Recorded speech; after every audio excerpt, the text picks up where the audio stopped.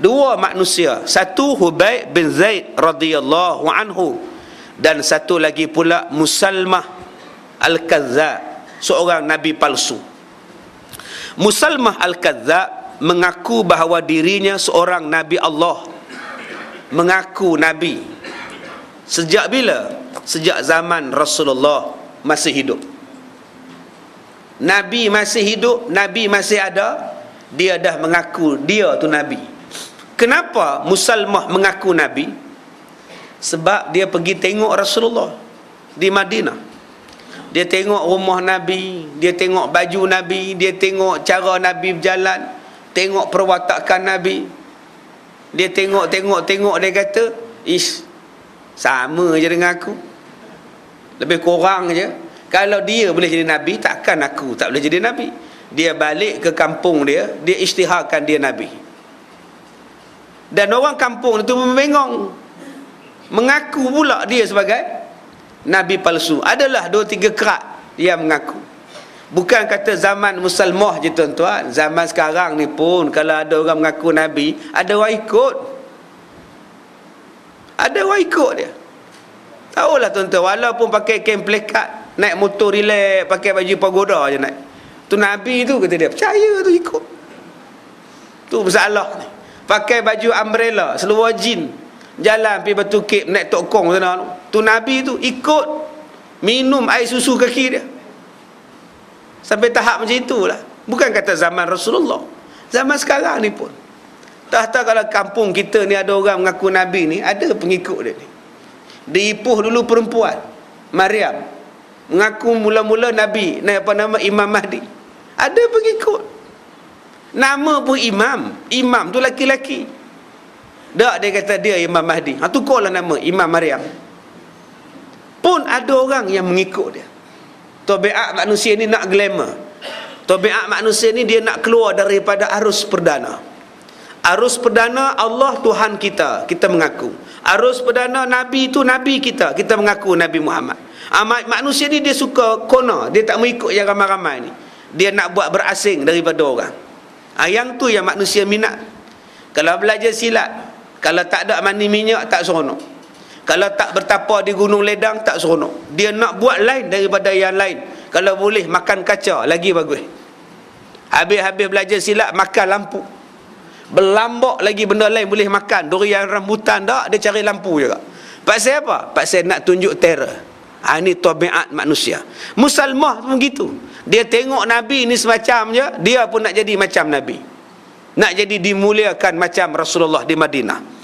Maka tak kala Nabi mengetahui keadaan Musalmah yang demikian, maka Nabi mengutuskan sahabatnya Hubaib bin Zaid radhiyallahu anhu untuk menemuinya.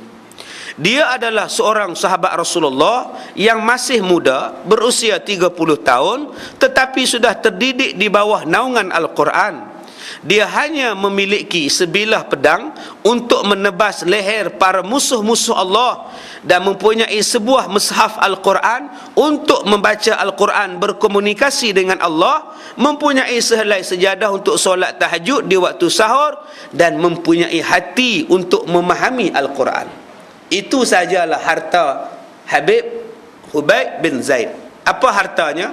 Sebilah pedang, senaskah Al-Quran, sehelai sejadah, dan sekeping hati. Sekeping kan seketul hati. Ni 4 benda yang dia ada. Pedang untuk berjihad, Quran untuk dia baca ayat-ayat Allah, perintah-perintah Allah, sejadah untuk dia menunaikan solat, hati untuk dia mengkaji keadaan diri dia, hati untuk dia merasakan nikmat memahami Islam, nikmat memahami Al-Quran. 4 benda ni ada, cukup dah bagi seorang laki-laki yang bernama Hubaib bin Zaid. Kita kalau ada 4 benda ni cukup dah tuan-tuan? Tak tahulah. Yang ada sekarang ni pun tak cukup. Kereta tak cukup, isteri yang dah ada pun tak cukup. Duk tengok lagi yang tu, tengok jadi yang ni. Baru ni datang jumpa saya Kartika 2 hari lepas. Dia kata, Ustaz, saya ni macam-macam masalah di kampung saya, Ustaz. Saya kata masalah apa? Orang kampung tak terima ke? Tak, bukan tak terima, terima. Habis tu masalah apa? Tiap-tiap hari orang datang Minang. Bukan ada suami lagi? Ya ada. Habis tu tak tahulah ustaz, profesor datang Minang, datuk datang Minang, orang kampung motong getah pun datang Minang. Yang datang tu semua nak ambil jadi isteri nombor 2, isteri nombor 3. Tu yang dia datang, dia pun nak penin macam-macam benda tu yang dia datang duduk di sekolah pondok saya sekarang, dia belajar pondok. Yang dia tuan-tuan duk tengok gambar dia pakai spek hitam, tak pakai tudung dalam paper tu gambar dulu. Sekarang dah tudung litup lah. Dah berjubah, dah baju kurung dah pun. Tension. Dia kata tension. Orang duk main Minang dia, tengah-tengah malam main duk pujuk ajak menikah. Nak menikah apa dia isteri orang. Yang datang Minang tu pula semua dah ada isteri. Itu yang katakan tadi, tak puas, tak cukup dengan satu. Duk tengok yang ni glamour pakai pula spek hitam, kemas juga. Sudah jadi dah. Ini yang banyak manusia macam itu. Tapi Hubaib ada 4 benda ni cukup lah.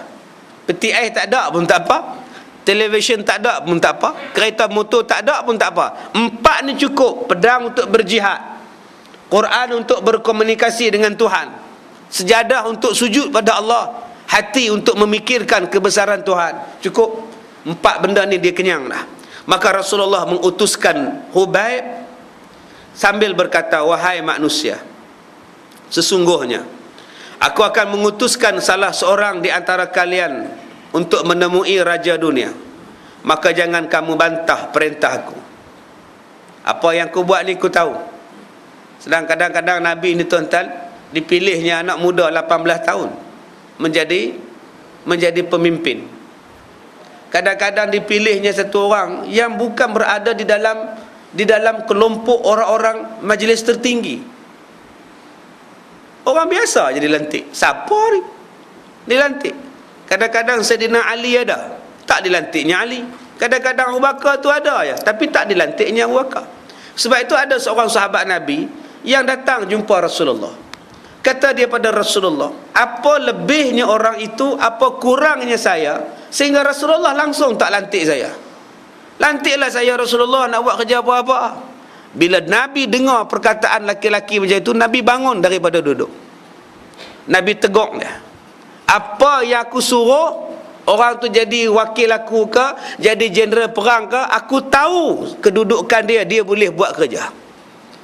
Orang yang aku tak suruh tu, aku tahu kebolehan dia di mana. Di mana orang yang mampu belah sini, dia bidang dia. Yang mampu belah sini, duduk dalam bidang masing-masing. Jangan gatai-gatai nak minta. Nabi marah tuan-tuan. Sebab tu Nabi membawa konsep the right man on the right job.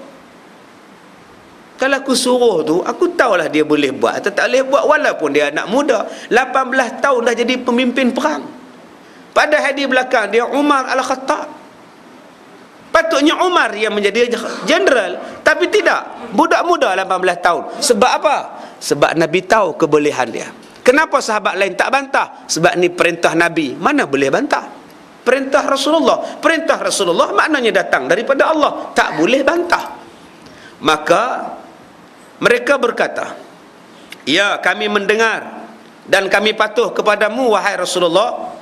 Maka Rasulullah berkata, wahai Hubaib bin Zaid, berdirilah kamu dan berangkatlah kamu menemui Musalmah Al-Kazzab.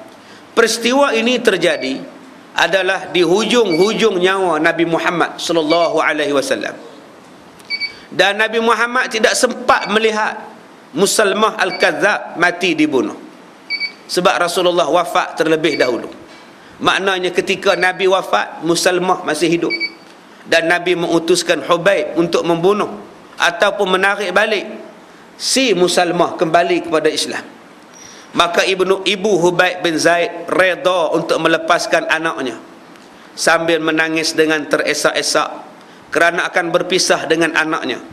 Tetapi dia mengetahui bahawa anaknya itu diperintah secara langsung oleh Nabi, dan juga dia sedar bahawa dia akan berpisah dengannya di dunia dan kelak akan bertemu dengan anaknya di dalam syurga yang luasnya mencakupi seluruh lapisan langit dan lapisan bumi.